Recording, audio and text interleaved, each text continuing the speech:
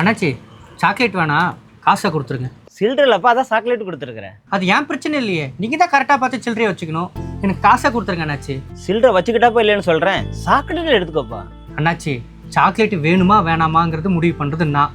உங்கள் வியாபாரத்தை என்கிட்ட காட்டாதீங்க. எனக்கு தேவை என் 10 ரூபாயை கொடுங்க.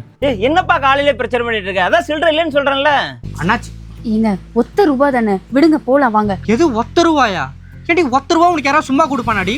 அதுவும் உழைச்ச காசு தானே. இப்படியே 10 ரூபாயை விட்டுருந்தா திருவாடு எடுத்துட்டு பிச்சை தான் எடுக்க போகணும்.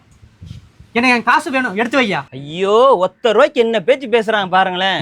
யோ, அது ஏன் காசியா? நான் காசு வாங்காம போக மாட்டேன்யா. எங்க எல்லாரும் வேடிக்கை பாக்குறாங்க, வாங்க போலாம். ஏய், என் காசு இல்லாம நான் வரமாட்டேன்டி. யோ, உனக்கு அந்த 1 ரூபா தானேயா, நில்லையா?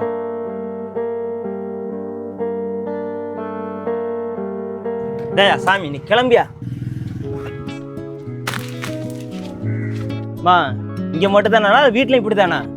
எப்படிமா நினைச்சு சமாளிக்கிற? ஃபுல் வீடியோ பார்க்க கீழே இருக்க லிங்கை கிளிக் பண்ணுங்க.